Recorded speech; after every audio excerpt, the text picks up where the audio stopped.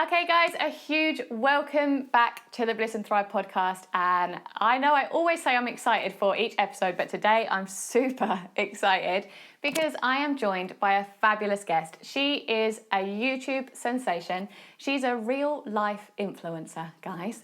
She has been in Cosmopolitan, Glamour, Women's Health, and she's a mum and a motivator and an inspiration to so many women. So big, huge welcome to the show, Carly Rowena.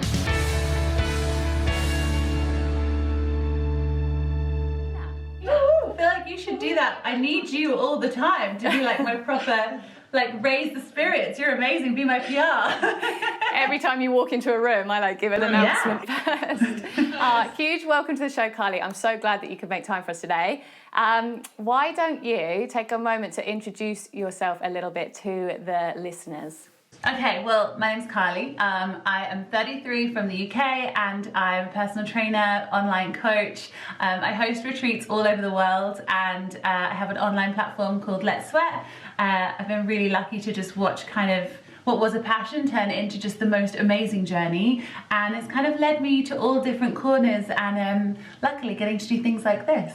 It's incredible. I love the Let's Sweat thing. So anyone that doesn't know, Carly, you do live classes, don't you? Yeah, it was literally born out of lockdown. I was always a one-to-one coach, and then lockdown happened and I missed people. I missed just being around people. I was always at my CrossFit box, and the community, if you've ever been in CrossFit, is just incredible. And we all went online and, you know, I was at home with my little one and my husband and not seeing anyone else, and I was like not feeling very inspired to work out. And so I was like, if I'm feeling the same, everyone else is probably feeling that too. And while Instagram was great, I love Instagram, that kind of seeing everyone go live with those traffic lights, I was like, this is just very one-dimensional. I didn't feel involved. So I thought, let's go on Zoom, and started, filming and sharing workouts every single day. Now it's gone to grow and do like yoga, bar and boxing. And it's honestly just been the best thing ever because I have this amazing little space on the internet full of incredible people working out and smiling. And we always have a chat at the end of the day, and it's just awesome.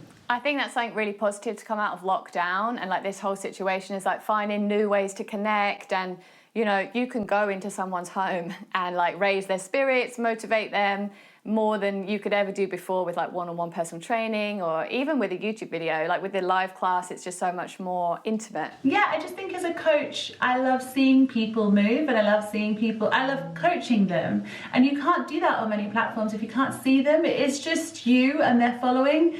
So it's wonderful to just watch, people go from not being able to do a push-up to being able to do one, and just watching them get stronger. But then also the kind of community that comes out from that, those people have now built friendships, and they're doing book clubs and planning holidays with each other and learning languages with each other. And it's just beautiful to watch. I feel very lucky.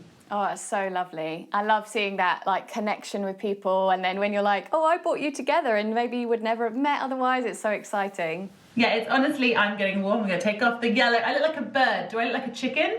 A yellow chicken? No, it looks all snuggly. Yeah, it's so snuggly. I love it. Thank you. No, I feel very lucky to have so many different corners, but I have to say that the ones where I can be with people is definitely just the best one. That's so nice. And so before lockdown and everything, you did CrossFit, didn't you? You were saying about that earlier. How have you found transitioning out of CrossFit into now what you're doing now? Do you miss it, or do you still get that buzz? And yeah, it's really weird. If anyone else has been doing one thing and then it's stopped, you do have to kind of mourn it. I mean, my body was grateful for a little while that I wasn't in so much pain all the time, because obviously the workouts were killer. But I have to say, it was more just, I miss having a space I could go to that was my own. Walking in somewhere and being not a mum, not Carly Rowena, but just me going in somewhere was so nice to have. So I missed that, but it's actually been quite nice to have. Well, it's been a year now. I did their Zoom workouts for a while, but then work and mum life got too busy to kind of fit that in as well. But when it opens, I can't wait to go back. Just for myself, I think as a trainer, it's really important to have your kind of business and then your own passions, because I'm very good, and I'm sure you are too, in turning all of our passions into a business, but then you end up just never having any self-care, And I think it's really important to find a corner of the world that is just yours, that you don't turn into work. That's so difficult to do. That's such a good point. Like, all my workouts at the moment are being filmed for my programs, or, you know, it's rare that I'll do a workout that's like just for me and like no makeup on, no camera set up or whatever. And yeah, I guess I do miss that. Yeah, and when you do that, you never have that chance to really switch off. Like, I found, if it's always work, one, are you actually able to go to the intensity that you would like, because you're kind of filming, you have to stop and start all the time. Two, you're not getting that mental endorphin of like, wow, I just completed something. So yeah, it was something, I'm sure you were the same when I first became a personal trainer, and I was working so hard, doing so many hours, and I wasn't actually able to train because there was zero time, because I was always with clients, or I was eating or sleeping or filming. And I suddenly started to think, do I like fitness? Because I'm not really doing it anymore. Am I meant to do this? Am I a fraud? And it was then that I realized that I'd just made that whole environment work, so it didn't have an appeal to me anymore. And that was when I first found CrossFit, because I was looking for something else. Ah, so cool. Yeah, I did CrossFit before I had my baby, and what I loved about it was that community where you walk into the box and everyone's like happy to see you, and I love that little element of competition as well. Like, I know it's not competition, but I've got that in me. Like, I love that like push that you give each other. Oh, it's definitely competition. And the nakedness. I enjoy the nakedness from everyone. There is nowhere like CrossFit you walk in and everyone's shirtless, but it's not like, no one makes you feel bad. There's so many shapes and sizes and everyone's just rocking their body, and I love that. Like, you're just naked because you're hot, because you're working hard. Yeah.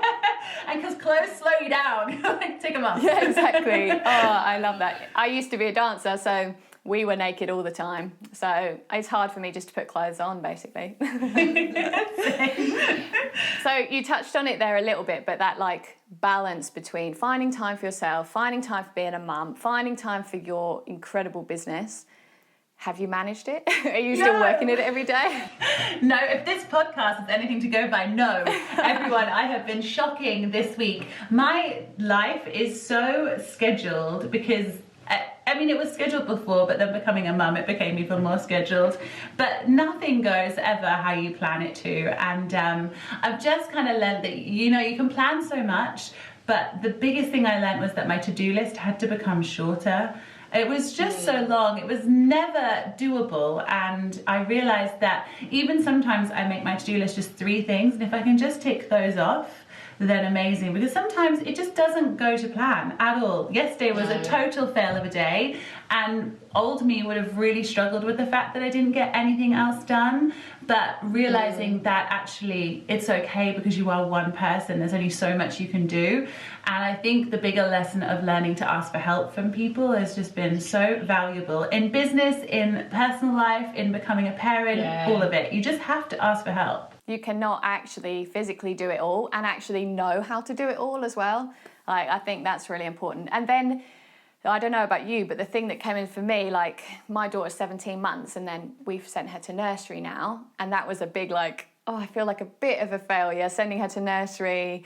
And then knowing that you're asking for help but trying not to feel guilty about it, that's another whole thing in itself, isn't it? Yeah, and I think the nursery thing for me was, I knew she needed to go to nursery because we physically couldn't, just like, you know, we just couldn't. We don't have any other help. So without nursery, there is nothing. There's no parents, there's no anything. So we needed that. And also I knew she needed it. I knew she needed that time around other children. But the thing I struggled with was on those 2 days she's at nursery, I go like hell for leather. I'm literally like a mad person trying to go. My to-do list comes up to like 25 things. I forget to eat. I don't work out. It's like go, go, go, go, go. And then I'm like, well, this isn't good. This is not good for me, because I'm speaking to other people and they're saying, actually, when they go to nursery, that is your time to focus on you as well, like to hold hands with your partner, maybe if he's off too. But it was really hard for me to get that into my head that just because she's at nursery, it doesn't mean I then have to put myself to the ground trying to get everything else done. That was a really big life lesson for me, because I was always just doing too much. So do you take time now when she's in nursery to like chill and do something for you? Yeah, so we've promised each other, because my husband, obviously everyone's at home, aren't they? So we promised ourselves that we will go for a walk and hold hands, which sounds ridiculous. Oh, so cute. Because we've stopped between a dog, who is, by the way, just here, everyone on the camera can see him, between Stephen and Jax, you cannot hold hands because they're all going different ways. And This is true. so I just realised, well, we're not connecting, let's hold hands. So we do that, and we also got a paddleboard. It was my Christmas present. So we've been going and doing that, which is just popping on the river for like 30 minutes. It's freezing right now. Yeah. But just to be together has been really good. So it's not loads of time, but it's just time to just go and disconnect, or have like a little coffee somewhere, go pick up a delivery. That's been kind of the best way, just to stop at some point. The nice thing with the paddleboard is you can't really take your phone and be like, oh, just answer this message. Yeah. No, it's been so lovely to have, because I looked last year and it was so expensive and there was none. And then I looked at Christmas and I was like, I'm going to get one ready for this year. So I'm really excited as it gets warmer to just go out and just be on the water will be incredible. So nice. We need to get one. We keep saying we're going to get one, so we live close to the beach. Do it now while it's cheap. Do it now, because they're really affordable. It's when the summer comes and everyone wants one, they become really expensive. That's very true. I need to get on that. Do it. Amazing. So before you were this fitness sensation, wonderful inspiration with the abs to die for, what were you doing and how did you get into this world? Was it like a natural progression, or how did it all happen? Mine's really backwards. I was 23 and I didn't know what I was meant to be. I had no, you know when people, they know what they're meant to be. They're going to be a doctor, an actress, whatever. I was like, yeah, there's nothing about me that points the direction I should go. And there was no distinct talent. It wasn't that I was talentless, but I was one of those people who could kind of pick up stuff and do it. But there was nothing that was like, wow, she's really good at this. And when you feel that way, it's really hard to discover what you're meant to be. And I remember typing into Google, what is Carly's dream job? I remember typing, what is the best job in the world? What came back? It just kept when you Googled that? Richard Branson working on Necker Island. That was the one that kept coming up. And I was like, yeah, I could do that. I did apply, but I never heard back. But I did work with him like years later in this role. So it all kind of panned out. But yeah, and I couldn't go to uni because I was like, what am I gonna study for? I don't know. So I actually went on YouTube and treated it like X Factor and filmed videos on things that I liked to see if there was something about me that was meant to be something. And I did videos from just a multitude of different things I tried. Most of them are still on there just for hilarity factor. Everyone now goes to YouTube to go find them. Yeah, go have a look. And it was actually my followers that they all said, did you know you're really good at motivating and sharing exercises? And I wasn't a coach, I'd just been sharing what I was doing at the gym. And so I listened to them, but a couple of weeks later, Women's Health got in contact with me because I'd started kind of sharing more. I know it was ridiculous. And they said, would I like a column? Well, I screamed, because who wouldn't want a column? But, and good for them, I didn't have any qualifications, so of course I couldn't. And it was then that I started thinking, maybe there is something in this. So I did my qualifications while working full time, and then I gave myself 1 month to be fully booked and quit my job. And I was bricking it because it was at the time where lots of people were being made redundant. It was a really scary time. And I had a house on my own, and yeah, quit my job, and it was the best thing I did because I was fully booked within a month, and the two just kind of grew. So it was really the PT side of things first with my clients, but then having the social media alongside, and then the two just became the ultimate duo because the PT was fulfilling me with people, and then the social media was fulfilling me with brands and events and opportunities that, you know, a personal trainer in Norwich was never going to find. So yeah, it was a dream come true. It was an amazing journey. When did you start on YouTube and like social media and everything? I think it's like 8 years now, 7 or 8 years now that I think I've been on there. And Instagram was a couple of years later. I definitely wish I'd put more. It wasn't how it is now. Like, it was just not such a big thing. Instagram came later. And I wish I'd known where it was going to go because there's so many things I would change looking back. But yeah, it's been one hell of a ride, but it hasn't been easy at all. No, and I know that, like, obviously my social media is so very small in comparison to yours, but it's hard work. Like, and obviously I've come later to it as well. Like, I've had my Instagram like 3 years. who starts an Instagram account 3 years ago? Trust me, babe, there are people starting it now. Honestly, there is always going to be, whenever you do it, it's fun. It's just, I think there's some incredible overnight success stories, but then there's a lot of people that are putting the grind in for years and years and years. And also one thing I always want to say to people, especially like yourself, is the numbers are frustrating because you're kind of pitched against a number, but that number means nothing. I know some people who have got millions, but they don't really get much work behind the scenes, or they don't have anything. If that was account to be deleted, there's nothing else going on. And then I know people who've got, you know, the most incredible coaches out there, Nike master trainers that have far fewer followers, but the opportunities and the brands they're working with are huge. So don't let the number fool you all the time. No, and to be honest, like, I love my people who are on my programs and my clients, and like at the end of the day, it's that matters rather than, you know, I don't have the kind of platform for brand deals and stuff like that. It's more for my clients and stuff. So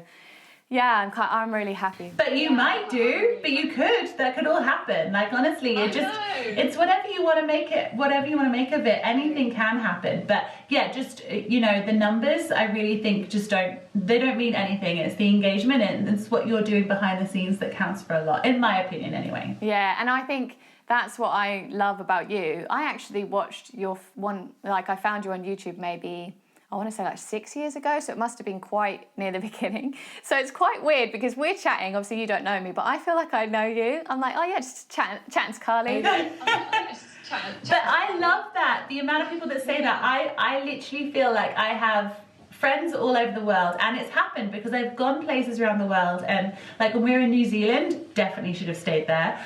When we were in New Zealand just before this all happened, I was just meeting people who'd been following me for years, and we were going for coffees and cocktails, and it was lovely because I literally, although it might feel weird to you, it feels so normal to me to meet people who know me, because there's a level of comfortable, because you already feel like you know me, so it doesn't feel awkward, and I pick up on that very quickly.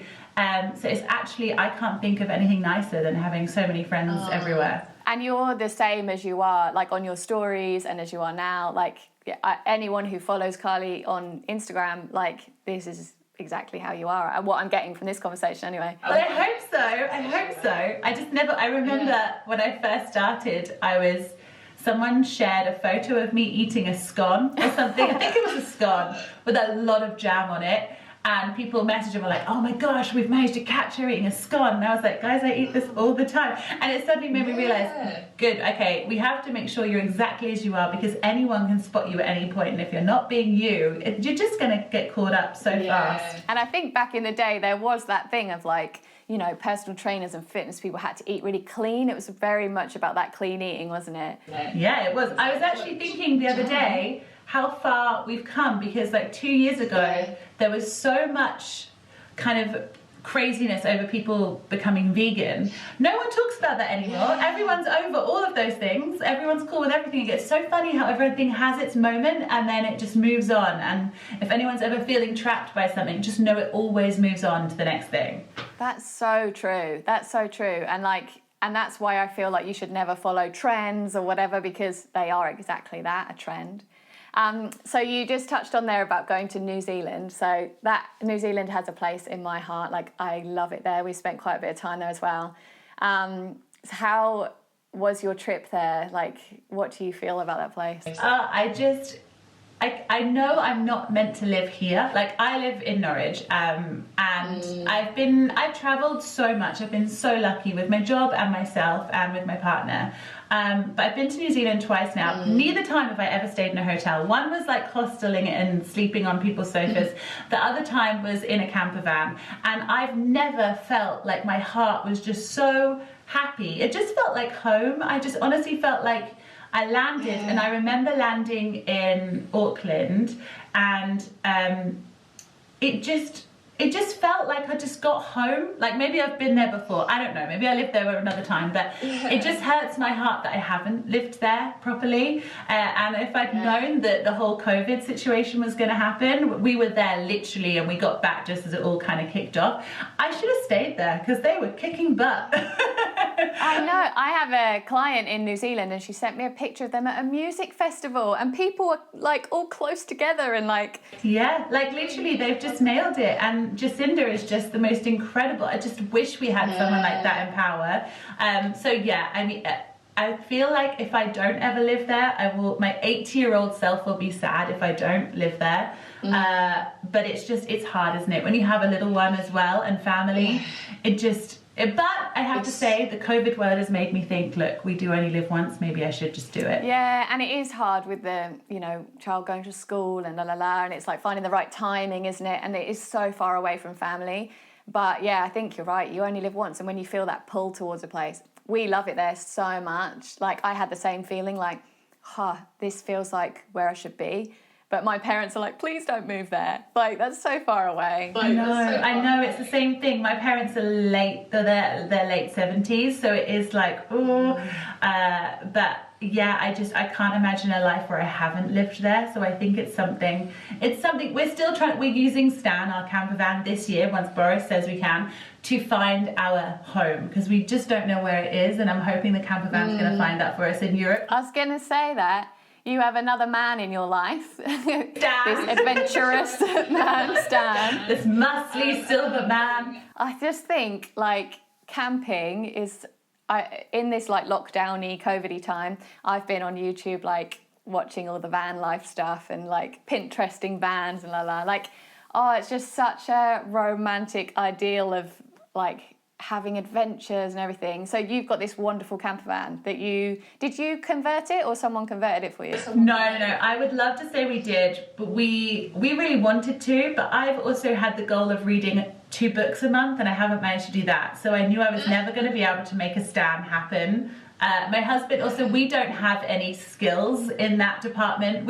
None of us have anything, so it'd be completely learning. And with our workload, it's tough right now, so I knew it wasn't going to happen. And so we found a guy called Jamie from Trek Vans, and we created the whole thing together. We found the van together, but we gave it to him. And so he did it in just under 3 months. Wow. And it was such a pleasurable experience. And I definitely would love to build our own one in future, because it was lovely doing that. And I think as Jax gets older, we'll have to change the design anyway. But it's just lovely. And now, I mean, it's not as romantic as I think a lot of things the photos say, isn't it? I actually was going to do a reel the other day where, you know how people show just driving and it's bliss and listening to great music on the open road? Well, we listened to If You're Happy and You Know It for possibly 2 hours. And so I wanted to show that it's not always like that, but it is amazing, and I definitely encourage anyone to try it.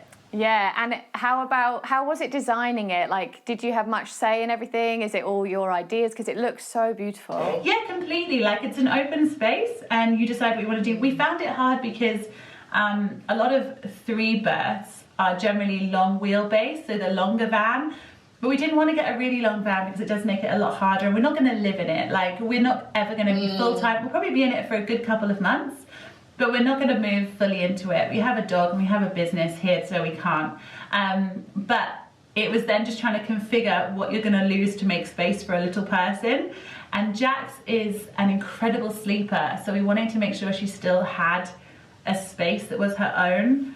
But yeah, you can literally decide on everything and anything. Oh, so and it's just wonderful. And I do think it works out cheaper, although it's not the cheapest thing. Someone opposite has just bought a camper van. I think it was like 75 grand. It's amazing.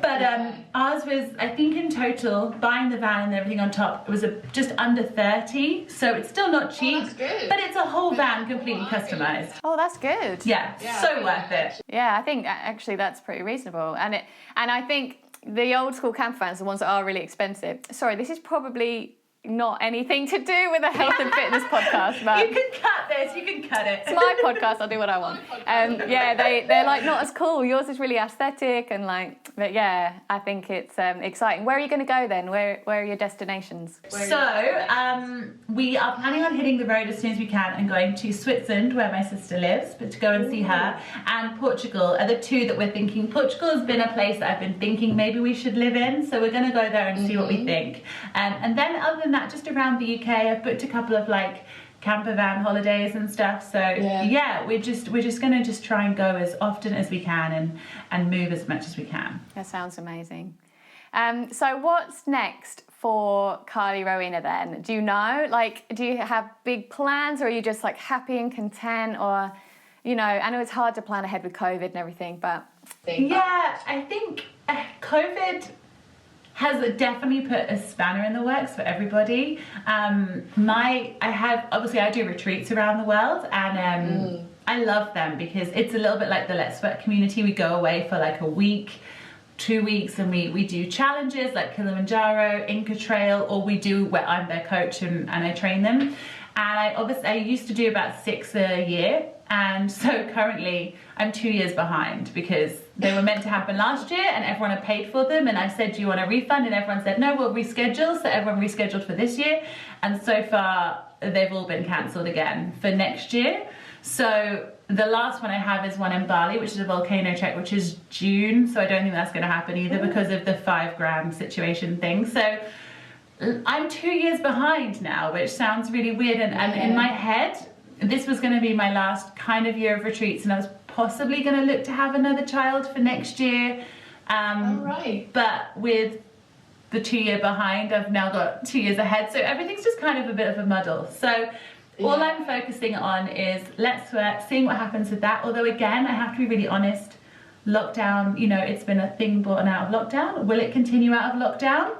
I have no idea. I'm just going to keep going with these things until the world decides. I don't think we can make plans right now because no one knows what they're doing. And, you know, as soon as everything lifts, are we all just going to go crazy and have a summer of love? I don't know. We have no idea what we're going to do. So my idea is to kind of get these retreats done, do more local retreats, and possibly mum and baby or parent retreats is something I've wanted to do. The only thing with those is kind of the expense. And also maybe not wanting to be with other people's kids. Like, not me, but they might not want to be with other people's kids. That's always hard. I've been to mum and baby yoga and it was not relaxing. Yeah, see, that's my thought. I'm like, it's great if you've got kids that are, you know, sleep and relaxing, but what if you go and it's just like demon children, or your child turns into a demon child? It would be hell. So I definitely continue with the retreats, continue with Let's Sweat. I've written, actually, yeah, you can have a little spoiler. I may have written a children's book, which I'm like just finalising, which is really cool. It just happened. We read a lot of kid books now, and I just wanted to create something for Jax. So, and I have a clothing line coming out in May. So lots of little things, lots of amazing things, but I couldn't tell you what the future is right now. But I think that's quite nice, isn't it? New Zealand. Yeah. Find Carly in New Zealand in a camper van somewhere. Yeah, I'll be there. But that's so exciting. I know you from following you. I know you're a creative person. So writing a children's book, that's a lovely way to be creative. Yeah, I am. I used to love books, but I stopped because I threw myself into work, and having Jax, and that every day we read so many books, and she loves to read the same books over and over, and I just realized the connection is lovely with your little one when you read a book, but also just the slower pace, and also you really take in the words because you're reading these over and over and over. So I've written one which is obviously amazing for the children, but also for the parent, to kind of take a message away. So yeah, and I'm just really excited by it, and I would just love Jax. And really, I don't care if it even sells. I just want Jax to have it. So that's so exciting, and I've never thought about that actually. It's almost like, you know how if you repeat affirmations over and over again, you start to believe them and become them.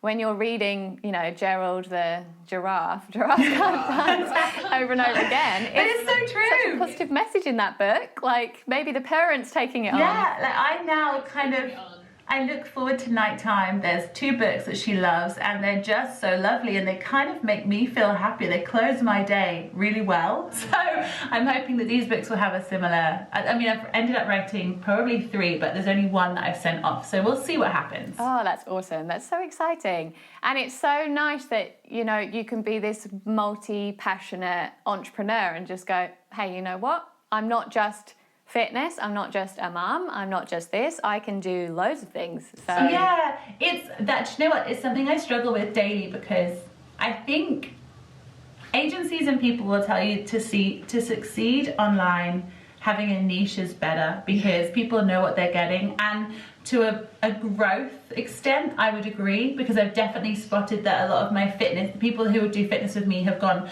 past me in numbers on followers. But I would say that for opportunities and work away from social media, having so many different things that I kind of can work with has just been a huge bonus. And I'm not one thing, I love fitness, don't get me wrong, but it isn't my everything anymore. It's really important to me, and I love helping others. But as you grow, you know, we just change all the time. Like sometimes I'm into CrossFit, sometimes I want to run because the sun's shining, and then sometimes I just want to dance with my daughter. So I can't keep preaching about the same booty workout anymore because people know that one from me. So, you know, talking about sex and relationships and travel and mum stuff, I am lots of different things. And I kind of put out content for myself, and if people are happy with that, then it works really, really well. But yeah, we're not one thing, and it just sucks to have to pigeonhole yourself all the time. Yeah, and I think that, you know, of course, sometimes you got your business hat on and you're like, okay, I need to be niched, I need to, you know, the numbers were best when I posted a video about that or whatever. But when you're being true to yourself and you're just like completely in line with what you want to do, the right people get attracted to you anyway, and then you feel best. You know, if your business is personal training, then 100% put out all of the personal training stuff. And then when you're comfortable with that business and it's performing really well and you're getting your sales, then you can start to introduce other things across different platforms. Like I've had a lot of people ask me to do a podcast, and I keep thinking about it. I'm like, but that's another area. What am I interested in? But there's so many different ways that you can do things. So yeah, it's just always really exciting. I just think you just find different corners of yourself. Yeah, it's lovely. Well, Carly, thank you so much for joining me today. This has been such a pleasure. You're so easy to chat to, you're so warm, and it's been lovely to have you on. Do you want to tell the girlies that are listening where they can find you and where they should head to get in touch with you or follow you? Yeah, literally just check everything Carly Rowena. I've made it so simple. Carly with a C, Rowena, you can think of Weena because that was what I was called when I was a kid. So if you search Weena, you'll probably find me. Yeah, and there's a little bit of everything on there, and I'll be like sharing some more retreats and stuff soon. Let's Sweat is there for you if you want to work out from home. And yeah, thank you so much. I really appreciate it. It's nice to just see another person. I know. And to just be like, okay, no kids for a second. Should we just have a chat? Like, and it's work, so. Yeah, it's great. I was thinking at least I've got the dog who has decided to leave the room and go out in the sunshine. But I was thinking Jax is going to come in at any point and just walk in, but she hasn't, so we're all good. But no, thank you so much. I look forward to hearing this. You're so welcome. Yeah, so I will link all Carly's bits and bobs in the show notes so you can find her. And yeah, have a lovely day, everyone that's listening, and Carly as well. And yeah, hopefully we can continue to stay in touch, and I'll follow your journey. Definitely. How amazing was it to chat to Carly Rowena? What an absolute sweetheart. So thank you so much for joining me today on the podcast. If you're over on iTunes, don't forget to leave a 5-star review and let us know what you thought of this conversation. And if you're over on YouTube, then please like and subscribe. Really helps my channel out as we grow and we start to get all this positive loveliness over to as many women as possible. Have a wonderful day, guys, and I'll see you in the next episode.